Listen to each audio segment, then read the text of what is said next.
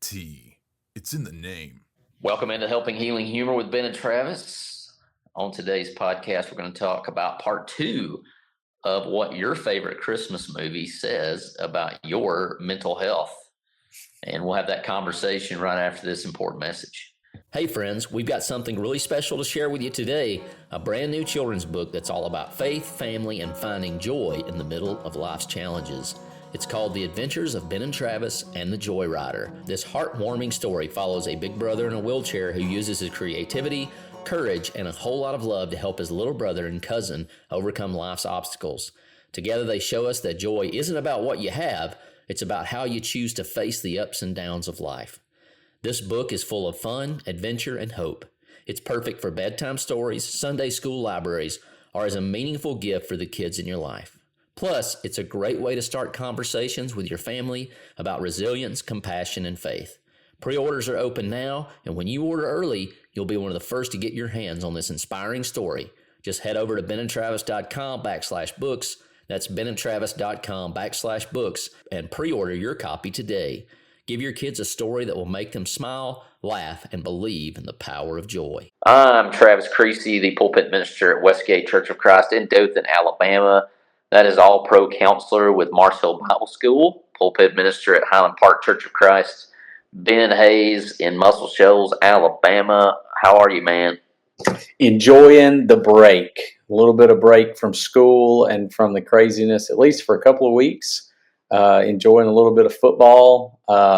Excited that Alabama advanced somehow miraculously with, rising from the ashes like the Undertaker and somehow, winning that game. So pretty awesome.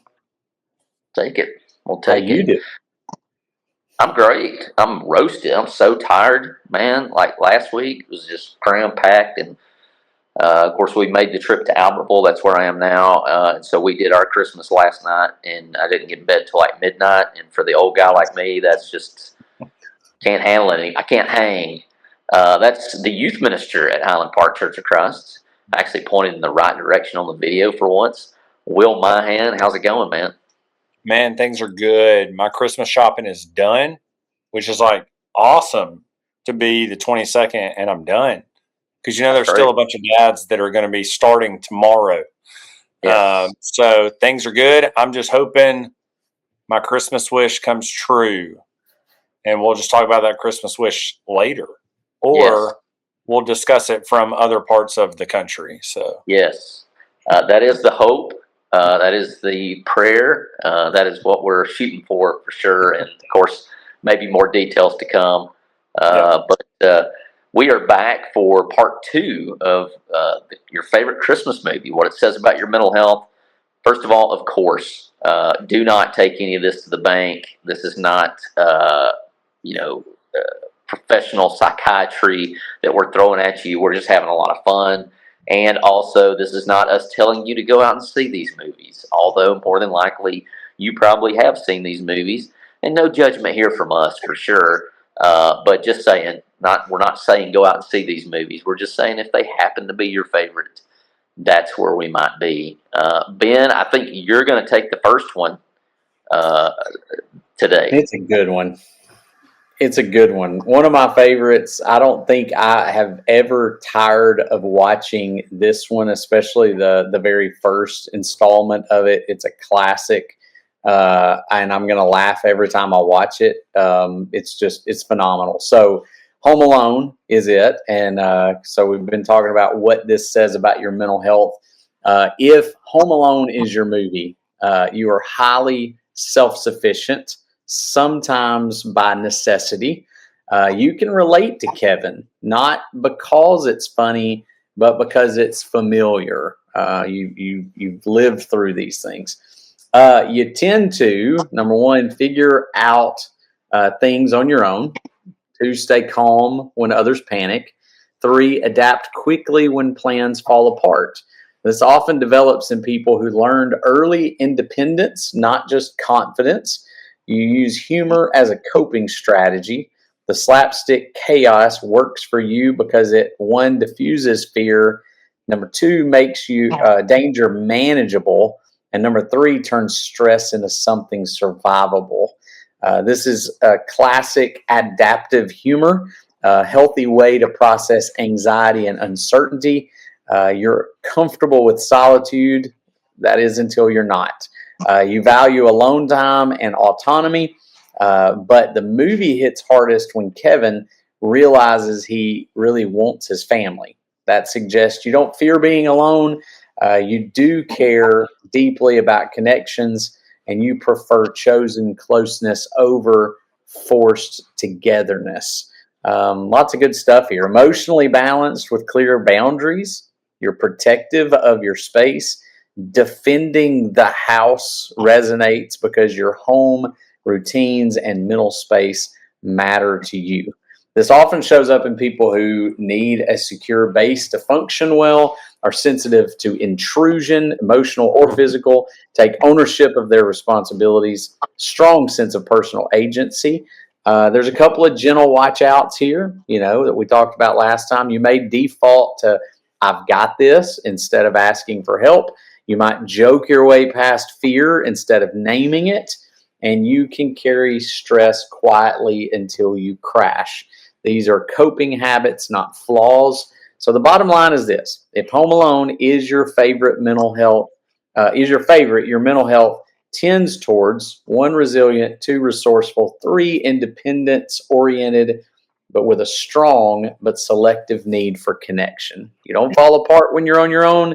You just remember eventually that you don't have to be. And that balance, that's a healthy place to live. So there's your breakdown of Home Alone. What do you guys think about Home Alone? I think that probably of the 3 or 4 that we're doing here, that's the one I would like to associate with the most, but probably don't, because I like being with people. I always thought it would be so awesome. Like I every time I watched it, I was like, man, I want to do this. Like, I want to build. I mean, how many times do we not at least try to build a little bit of something where you have these obstacle courses? But I always was amazed at how well orchestrated it actually worked. I mean, it was down to a T. So, but yeah, I would have loved to have done it, but I don't know that I would want to do it for more than a night or two. So, but you will. Yeah, I love this movie. This whole series is my favorite. Maybe that goes back to VHS tapes at Granny's house growing up, and actually using those for those. Probably some people listening don't have a clue what those are. But I was reading these earlier, and I feel like on some level there's a lot of similarities here for me, in that I do like the autonomy of being to myself, doing those things, having that time, and maybe some of that comes from being with people all the time, and so I kind of enjoy getting away. But I've always kind of thought what you did, it would be really cool to experience a lot of those things that Kevin did experience. I just would rather experience them in Alabama, not in New York. Would be my one thing there. Or is it Chicago that they're at, or in the first one? Chicago, I think. I think Chicago is the first one. Then my favorite is Lost in New York. When the family goes to Florida and he flies to New York. So here's the thing that always, I've just wonder, is Kevin's dad like mafia, or what? I mean, how does he have the money that he's got to afford that house, to pay for everybody's vacation, twice to fly where they go? It's pretty incredible. I'll say this: he's not a Church of Christ minister. I will say that right now, not to throw anybody under the bus. We are well taken care of. That is not a complaint. It's just, I think most people would understand. It's reality. The interesting thing is the next movie is kind of the opposite, or at least it's flipped on its head, from setting up traps for the bad guys to setting traps for yourself with too high expectation. But if National Lampoon's Christmas Vacation is your favorite Christmas movie, it says this about your mental health: you use humor to survive chaos. You relate to Clark Griswold because you understand how stressful family expectations and life can be. You tend to find the funny side of disaster, use sarcasm or absurdity to cope with frustration, laugh at things others might find infuriating. This is classic resilient humor style. Laughing doesn't mean ignoring stress, it means surviving it. You care deeply about tradition and family. You identify with Clark's obsession with doing it right because you value connection with loved ones, making memories, creating joy for others, even at personal cost. This shows a strong relational and conscientious streak, which can sometimes veer into perfectionism. You're comfortable with emotional extremes. You relate to the highs, lows, and absurdities of the Griswold household because you experience life intensely. The elation when things go right, the frustration when things spiral out of control, the bittersweet relief when chaos resolves. You're emotionally engaged, not numb or detached. You're problem solving under pressure, sometimes poorly. Clark's schemes rarely go perfectly, but he keeps trying. If you love this movie, you approach problems creatively. I'll say that right. Those I were try to creative sometimes, ways to say it. I'll say that. yes, yeah. The wrong emphasis on the wrong syllable. You, you preserve even when odds are stacked. You value effort and intention over flawless execution. This points to adaptive resilience with a side of lovable stubbornness. Gentle watchouts. You may overcommit to pleasing others. You can get frustrated by things not going as planned. You might bottle stress until it erupts, a little Clark like. These aren't flaws, they're tendencies to be aware of. The bottom line is if Christmas Vacation is your favorite, your mental health leans towards resilient, humor equipped, family oriented, with a capacity for chaos and still finding joy. You handle stress with laughter, love your people fiercely, and know that a little insanity is a part of a happy life. I mean, there's some ways I just really flat out relate to Clark Griswold. I mean, there's just times when it's like, man, you know, I mean, we've all been there where it's like we're trying to rush to this family thing or that family thing or get the house together with stuff coming over, and then people come in and complain about something or get frustrated about something, and we all want to lose it, just like him. I mean, Yeah. it's fantastic. I relate to this statement with this movie. You're problem solving under pressure, but you do it poorly. Like that may just be every youth ministry. You know, maybe we've just had too many of those encounters where it's like, hey, this is going to work, and I know it's going to work, and it's the first idea, and it's the worst idea. But you know, it's like it's the first thing that pops in your head, and you just run with it, and then you realize you're an idiot. And I think Clark probably had a few of those moments, no doubt. If you've been a dad long enough, you've experienced everything we just described. And if you haven't, just wait longer because So it's coming. true. I mean, Coming. it's the little things in the movie that like when he's trying to turn the pages, you know, Yeah. in the bed, and he's got the sap on his finger, and everything's just like Lot of sticking sap. to it, and it's just like it's just those little frustrations that are just mounting on top of each other, and you can just feel it. And as a dad, you're like, man, I can so relate to what's going on there. So that's a good one. The question becomes: is Cousin Eddie like a relief, or is he just make the problems even bigger? Like, I mean, which one is it really? Coming from Ben and I's family with more cousins than you can shake a fist at, I'm sure, Will, you're not far behind us. Yes, to your question. Yes, it's both.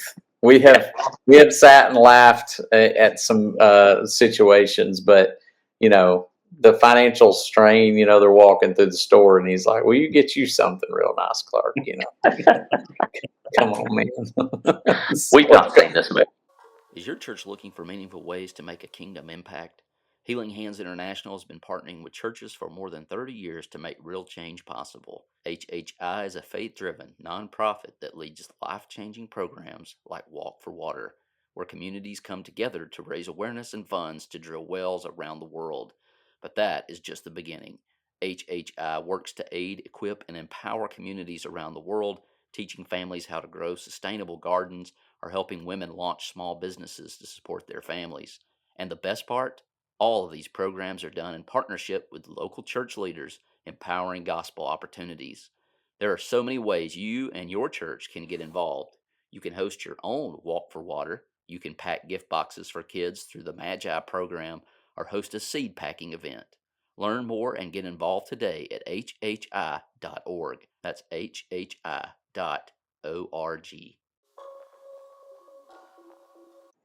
All right, Will, you got the next one. Yeah, so the next movie is probably, I think this is youth group favorites here. And so, which is funny that Will Ferrell he has just spanned so many generations of just iconic moments. But if Elf is your favorite Christmas movie, it says some fun, revealing, surprisingly insightful things about your mental health and world view. So basically, you're optimistic and hopeful. Buddy's unwavering cheer and belief in magic resonate because you tend to see the good in people and in situations, even when reality says otherwise. You likely hold on to hope as a coping mechanism. You believe positive energy can influence outcomes. You prefer joy and generosity over cynicism, whatever it is. This optimism is a protective factor for mental health when balanced with realism. You use humor to connect. You enjoy Buddy's silliness because you value playfulness and laughter. In relationships, you probably use humor to diffuse tension. Seems to be the same with all these movies. Yeah. You appreciate the absurdity as a stress reliever. You connect with people through shared joy, and humor is your emotional glue. You value connection and belonging. The core of Elf is Buddy finding his real family and helping others feel included. If it's your favorite, you deeply care about relationships and inclusion. You thrive on making others feel loved and seen, but you are sensitive to loneliness in yourself and others. That's a sign of empathetic and relational intelligence. You maintain childlike wonder. The three of us have yet to grow up. You resonate with Buddy's amazement at the world because you notice the small joys most people miss. You allow yourself curiosity, enthusiasm, even as an adult. You believe that life is richer when you stay emotionally open. This is emotional flexibility, not immaturity. It's resilience through wonder. Gentle watchouts. You may take disappointment hard because you expect the world to be as joyful as you are. I feel seen. You might overextend to make others happy. You can be overly trusting of people's intentions. These are tendencies, not problems, just things to be aware of. I've been seen again. So the bottom line for Elf, if Elf is your favorite, your mental health leans toward optimistic, playful, relational, attuned, or you're relationally attuned and resilient with a capacity for wonder and joy that fuels both you and those around you. You don't just survive life, you light it up, much like Buddy in New York City. It's pretty solid. So, And that one section where you said you had been sane, Will, I'm right there with you. and Buddy is very much that way. It's just I'm going to believe the best, and I think there's a lot of eternal optimists out there.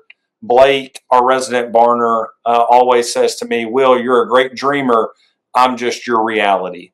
And so, and I think that there's a lot of people that tend to lean on the fun of I'm going to believe the best and I'm going to hope in the best. And I think this time of year we see that even more.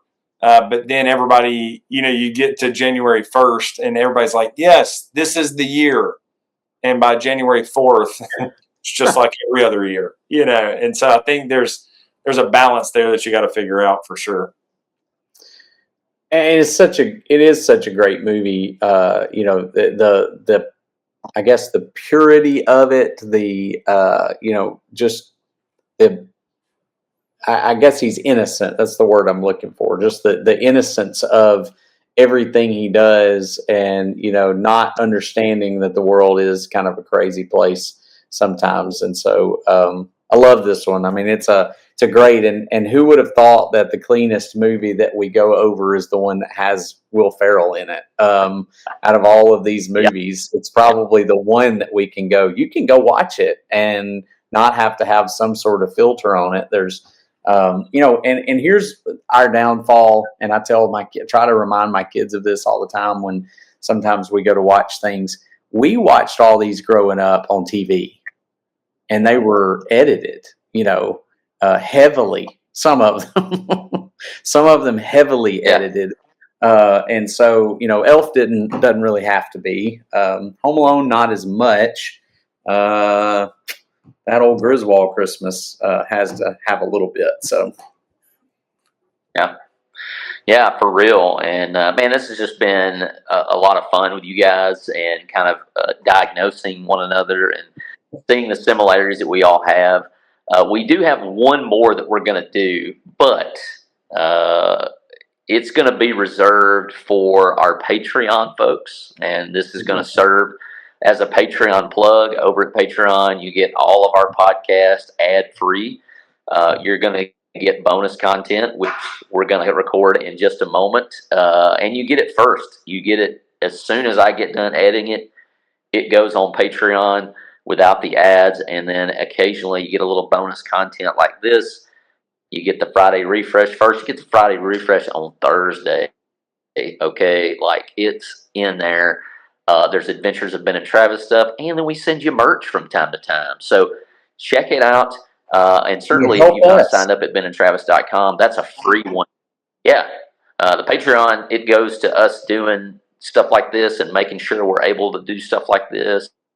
And you got an idea, you join our Patreon, you shoot us that idea, we're very much more likely to record that podcast. But yeah, the free stuff you can get benandtravis.com, and occasionally we'll slip in some bonus in there. So you just never know.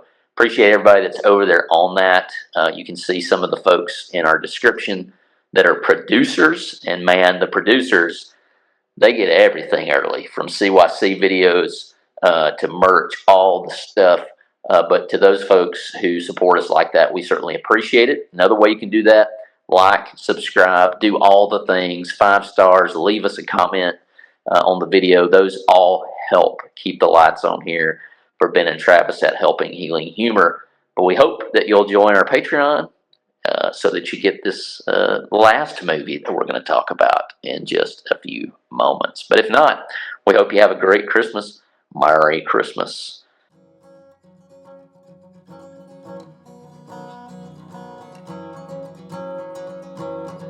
Thanks for being with us for this episode of the Helping Healing Humor podcast. Be sure to download our free ebook, 28 Days of Focused Living, at benandtravis.com, and receive all of our Helping Healing and Humor extra content directly in your inbox. We look forward to having you join us at the same Ben and Travis time, same Ben and Travis channel.